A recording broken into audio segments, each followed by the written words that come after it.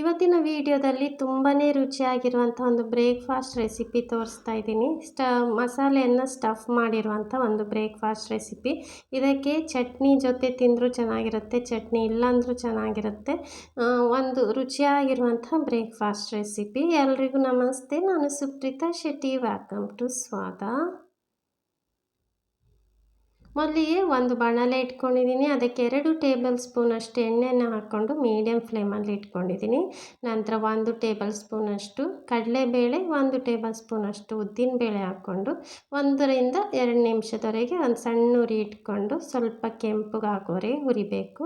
ನಂತರ 1 ಟೀ ಸ್ಪೂನಷ್ಟು ಸಾಸಿವೆ, ನಂತರ 1 ಟೀ ಸ್ಪೂನಷ್ಟು ಜೀರಿಗೆ ಹಾಕ್ಕೊಂಡು ಸಾಸಿವೆ ಚಿಟಪಟ ಅನ್ನೋ ತನಕ ಅದನ್ನು ಹುರ್ಕೋಬೇಕು. ನಂತರ 1 ಈರುಳ್ಳಿನ ಸಣ್ಣದಾಗಿ ಹೆಚ್ಚಿಬಿಟ್ಟು ಹಾಕ್ಕೊಂಡಿದ್ದೀನಿ. ಈರುಳ್ಳಿ ಇಷ್ಟ ಇಲ್ಲ ಅನ್ನೋರು ಸ್ಕಿಪ್ ಮಾಡ್ಕೋಬಹುದು. ಈರುಳ್ಳಿನ ಸಣ್ಣ ಉರಿಯಲ್ಲಿ ಸ್ವಲ್ಪ ಕಲರ್ ಚೇಂಜ್ ಆಗೋ ತನಕ ಚೆನ್ನಾಗಿ ಅದನ್ನು ಬೇಯಿಸ್ಕೋಬೇಕು. ನಂತರ 1 ಟೀ ಸ್ಪೂನಷ್ಟು ಶುಂಠಿ ಬೆಳ್ಳುಳ್ಳಿ ಪೇಸ್ಟ್ ಹಾಕ್ಕೊಂಡೆ. ನಂತರ 1 ಟೀ ಸ್ಪೂನಷ್ಟು ಕೆಂಪು ಮೆಣಸಿನ ಪುಡಿ, 1/4 ಟೀ ಸ್ಪೂನಷ್ಟು ಅರಿಶಿನ ಪುಡಿನ ಹಾಕ್ಕೊಂಡು ಚೆನ್ನಾಗಿ ಅದನ್ನು ಎಣ್ಣೆಯಲ್ಲಿ ಹುರಿತಾ ಇದ್ದೀನಿ. ಸಣ್ಣ ಉರಿ ಇಟ್ಕೋಬೇಕು. ನೋಡಿ, ಅದನ್ನು 1 ನಿಮಿಷ ಹುರಿದ ನಂತರ ಬೇಯಿಸಿರುವಂಥ ಆಲೂಗಡ್ಡೆನ ಹಾಕ್ಕೊಳ್ತಾ ಇದ್ದೀನಿ. ನಂತರ ರುಚಿಗೆ ತಕ್ಕಷ್ಟು ಉಪ್ಪು ಹಾಕ್ಕೊಳ್ತಾ ಇದ್ದೀನಿ. ಚೆನ್ನಾಗಿ ಅದನ್ನು ಮಿಕ್ಸ್ ಮಾಡ್ಕೋಬೇಕು. ಬೇಯಿಸಿರುವಾಗ ನೀವೇನಾದರೂ ಉಪ್ಪು ಹಾಕಿದರೆ ನೋಡಿಕೊಂಡು ಉಪ್ಪು ಹಾಕ್ಕೊಳ್ಳಿ. ನೋಡಿ, ಚೆನ್ನಾಗಿ ಮಸಾಲೆನೆಲ್ಲ ಮಿಕ್ಸ್ ಮಾಡ್ಕೋಬೇಕು.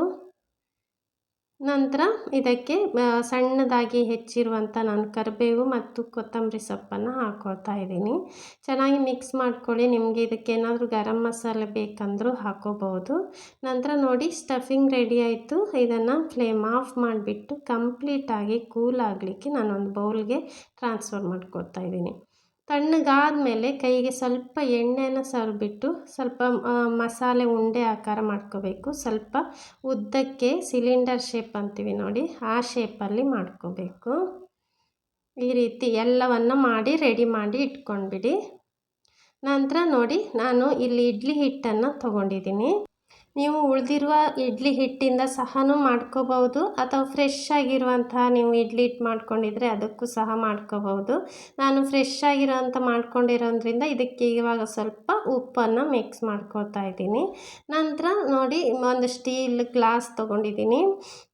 ನಂತರ ಅದಕ್ಕೆ ಸ್ವಲ್ಪ ಎಣ್ಣೆಯನ್ನು ಸವರ್ತಾ ಇದ್ದೀನಿ. ತೆಂಗಿನ ಎಣ್ಣೆನ ಸವರಿ ತುಂಬಾ ರುಚಿಯಾಗಿರುತ್ತೆ.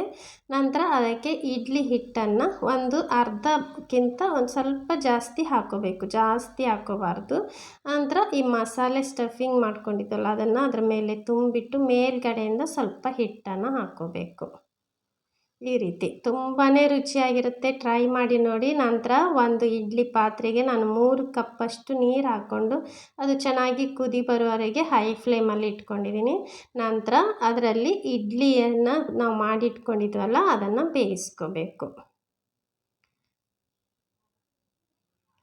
ತುಂಬಾ ರುಚಿಯಾಗಿರುತ್ತೆ. ಖಂಡಿತವಾಗಿ ಟ್ರೈ ಮಾಡಿ ನೋಡಿ. ಮೊದಲು ಒಂದು 20 ನಿಮಿಷ ಮೀಡಿಯಮ್ ಫ್ಲೇಮಲ್ಲಿ ಬೇಯಿಸ್ಕೋಬೇಕು. ನಂತರ ಒಂದು 10 ನಿಮಿಷ ಸಣ್ಣ ಉರಿಯಲ್ಲಿ ಬೇಯಿಸ್ಕೊಳ್ಳಿ. ಸ್ವಲ್ಪ ಬೇಯಲಿಕ್ಕೆ ಟೈಮ್ ತಗೊಳುತ್ತೆ. ನಂತರ ಒಂದು 10 ನಿಮಿಷ ಈ ರೀತಿ ನೀರಲ್ಲಿ ಹಾಕಿಡಿ. ಸ್ವಲ್ಪ ತಣ್ಣಗಾದ ಮೇಲೆ ತೆಗಿಲಿಕ್ಕೆ ತುಂಬಾ ಈಸಿ ಆಗುತ್ತೆ. ನೋಡಿ, ತಣ್ಣಗಾಗೋವರೆಗೆ ಹಾಗೆ ಬಿಡಬೇಕು. ನೋಡಿ, ಸೈಡಿಂದ ಈ ರೀತಿ ತೆಗೀರಿ, ಆವಾಗ ಈಸಿಯಾಗಿ ತೆಕ್ಕೋಬಹುದು. ನಂತರ 1 ಸ್ಪೂನಿಂದ ಈ ರೀತಿ ಬಿಡಿಸ್ಕೊಳ್ಳಿ. ಮೊದಲು ಎಣ್ಣೆ ಸವರಿರೋದ್ರಿಂದ ತುಂಬ ಈಸಿಯಾಗಿ ತೆಗಿಬಹುದು. ಬೇಯಿಸಲಿಕ್ಕೆ ಸ್ವಲ್ಪ ಟೈಮ್ ತೊಗೊಳುತ್ತೆ. ದೊಡ್ಡ ಗ್ಲಾಸ್ ಆದ್ದರಿಂದ ಬೇಯಲಿಕ್ಕೆ ಒಂದು ಟೈಮ್ ಜಾಸ್ತಿ ತೊಗೊಳುತ್ತೆ. ನೋಡಿ, ನಂತರ ಈ ರೀತಿ ಕಟ್ ಮಾಡಿಬಿಟ್ಟು ಸರ್ವ್ ಮಾಡಿ. ತುಂಬಾ ರುಚಿಯಾಗಿರುತ್ತೆ. ನೀವು ಸಾಂಬಾರು ಜೊತೆ ಚಟ್ನಿ ಜೊತೆನೂ ತಿನ್ಬೋದು, ಇಲ್ಲಾಂದರೆ ಹಾಗೇನೂ ಸಹ ತುಂಬಾ ರುಚಿಯಾಗಿರುತ್ತೆ. ಖಂಡಿತವಾಗಿ ಟ್ರೈ ಮಾಡಿ ನೋಡಿ. Thank you so much for watching.